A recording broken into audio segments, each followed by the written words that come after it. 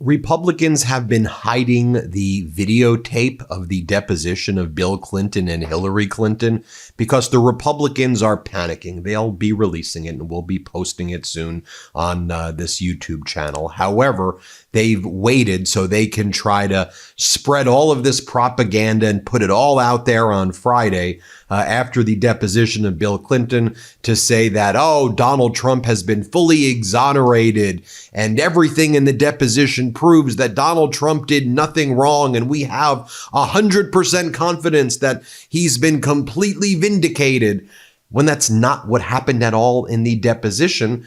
They just want to mischaracterize what Bill Clinton said, what Hillary Clinton said.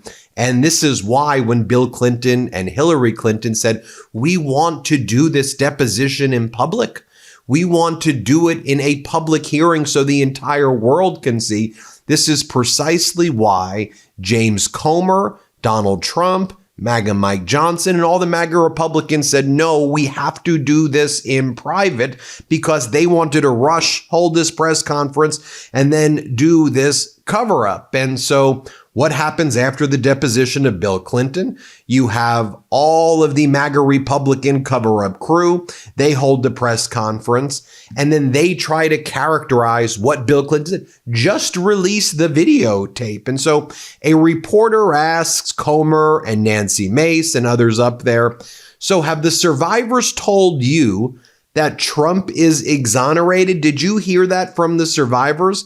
And then Nancy Mace says, yes, I did. The reporter goes, well, they've only told me that they would actually like to see Donald Trump questioned. To which Nancy Mace said, I've never heard that from a single victim. Okay, well, why don't you then tell us which person has been saying this to you, Nancy Mace, because that's not what is actually out there. So here's the exchange that took place. Let's play it. Today, I was very impressed with where this went today. Nancy, can I ask you, when have survivors said to you that President Trump is exonerated? Yes. Because they've only ever told me they want to see him questioned. Nope, I've never heard that from a single victim. When we met. So next, a reporter asks Comer and the MAGA Republicans, why is it so important to hear from Bill Clinton, but not Donald Trump? Why does that make sense to you? To which they all say, well, it's obvious. Donald Trump was never on Epstein's plane. Bill Clinton was on Epstein's plane. Time out, pause. Donald Trump was on Epstein's plane like all the time, or at least 8 times that we know of in the Epstein files. The federal prosecutors send a message to each other saying, we want to let you know that we've identified that Trump is on Epstein's jet during the period of time we would intend to be charging Ghislaine Maxwell with more times than any of us previously expected. We also know there were times where Epstein was on Donald Trump's plane, although we don't have Trump's flight logs. We had heard reports in the past that there were girls of indeterminate age with Epstein and Trump on Trump's airplane in the past as well. So why are you just making up that only Bill Clinton was on the jet? Trump was on the jet, I think, way more than Clinton. Here, play this clip. Wait, just real quick, if I can also just add into that. If that's the case, though, you make the case, the chairman makes the case, but why it was so important to hear in great detail from both Clintons, but why it's not. If I can just elaborate real quick. Was on Epstein's plane 26 flights. Hold on. I mean, he had information with them for hours and hours. Lots real of quick, all the Chad. And next, more from James Comer, where he says, from all the evidence that I've seen, Trump has been exonerated for a long time. Okay, well, what evidence have you seen? Because you're seeing a different files, apparently, than we're all seeing, or you're just a liar, which is what is happening. We've all seen the accusations against Donald Trump in the files. We've seen the 38,000 references to him in the files that have been produced by the Department of Justice. We also know that there may be as much as 1 million references to him in the files that haven't been produced. Why don't you produce all of those? We know that there are FBI 302 witness statements that are being covered up, including, we believe, someone who accused Donald Trump of sexual assault as a minor. Just an accusation, but why is Donald Trump covering that up and not producing referencing that FBI 302 report. Why don't you produce those 302 reports? And then setting aside the files. Donald Trump is on audio saying that he grabs women by their vaginas. He said, he uses the P word instead of vagina. He says, because you're rich and you get away with it when you're rich. And when confronted about that, he says, that's locker room talk. He says, that's just how men talk to each other in the locker room. It's not how men talk to each other in the locker room, you disgusting, vile piece of trash. What a despicable thing to say. Then he said he owns beauty pageants, and then he gets to inspect the girls naked in the locker rooms. In the locker room, in their changing rooms, because when you own it, you're like an inspector and you get to look at him naked, he said. He was also found civilly liable by a federal jury of sexual assault. So a jury found him liable for sexual assault. So what are we even talking about here? But anyway, here's what Comer has to say. Here, play this clip. Thank you, Mr. Chairman.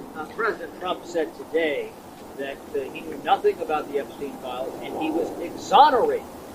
Do you agree that he is exonerated of this matter? From all the evidence I've seen, he's been exonerated for a long time. And would that preclude your committee, if that's your position, from your committee calling him? Well, we'll discuss that as we move forward. Obviously, we've got more people to bring in, and we'll see if any new evidence arises. But right now, I haven't seen anything. And if anybody Can I just say this? Yeah. The Epstein victims have exonerated President Trump. This is a trope that you guys are, a rabbit hole you guys are going down, but he has been exonerated over and over again by Epstein victims. We need to get all the information on co-conspirators. We still don't even have the names of all the co-conspirators because the Southern District of New York is hiding that information by redacting those names. If, just real quick, if I can also just add into that. Follow up.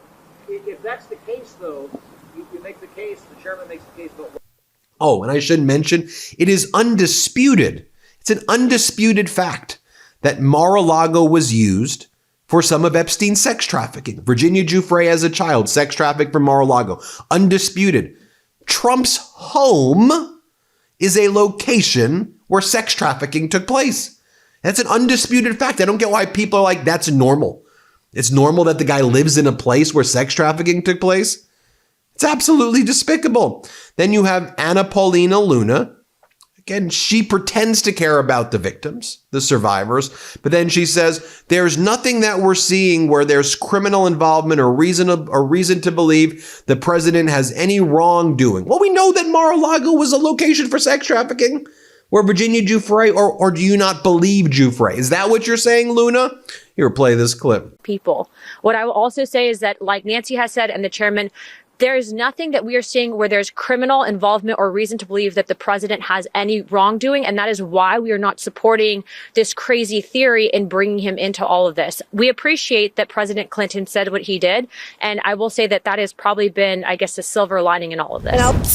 All right, I've got a strawberry vanilla Olipop in hand right now, and I swear this flavor instantly takes me back. Growing up, grabbing a soda felt like a treat, but let's be honest, traditional soda just doesn't fit into my day-to-day anymore. That's why Olipop has become my go-to.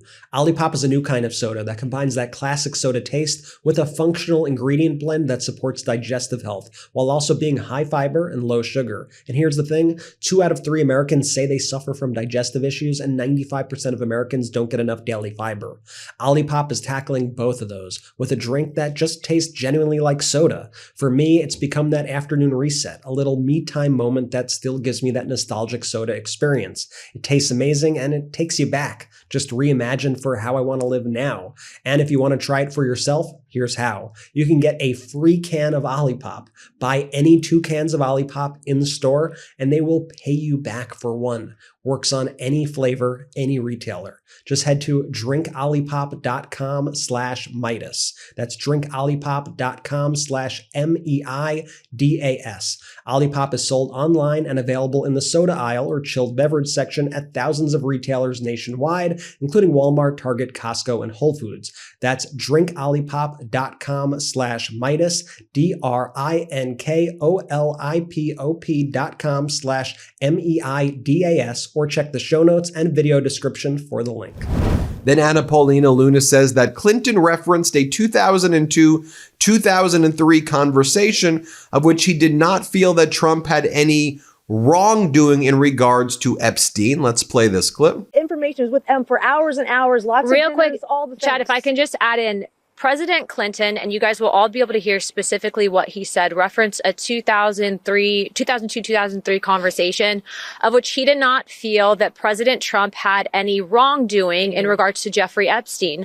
It's incredibly important that you guys see through the partisan nature of what has become this entire investigation.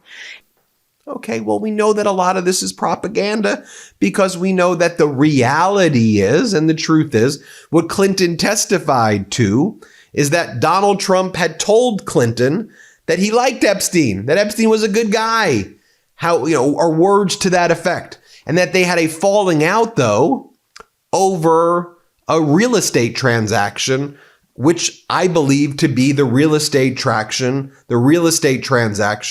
where Trump outbid Epstein in 2004 for Abe Gossman's mansion on the beach, which Trump bought for $41 million, then sold it to Dmitry Rybalov, a Russian oligarch, for double the amount, for over $95 million. 4 years later, Epstein was pissed about it. And that's what went down. And Epstein thought that there was some improprieties in the Trump-Rybalov transaction and that he got screwed based on that. And then so that was what the falling out over a real estate deal. And I've been talking about that for a long time. In any event, James Comer then said the following about Clinton. And he said, I will have to say Clinton answered every question, but I'm sure once the video is released, not only will you, but a lot of people will have more questions about some of the answers that were given. Why don't you just release the damn tape immediately? Why didn't you make this public to begin with? Here, play this clip. It's been a very long day.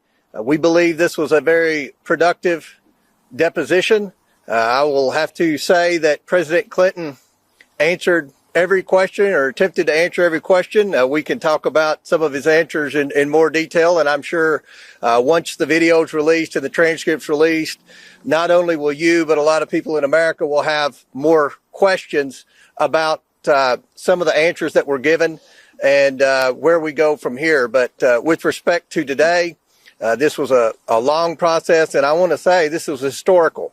I believe that in the history of Congress, the two highest ranked officials to ever be deposed by Congress would be President Bill Clinton and Secretary of State Hillary Clinton.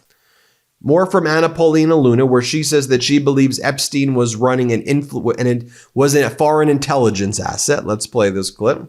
Earlier, and that I do believe, and I'm sure some people on this committee also believe, that Jeffrey Epstein was an intelligence asset and running some form of a honeypot operation. I do believe that President Clinton, as well as the secretary, were potentially targets of that operation, and we will leave it at that. And I look forward to seeing you all react to the depositions, as I think that this is information that's important and belongs to the American people.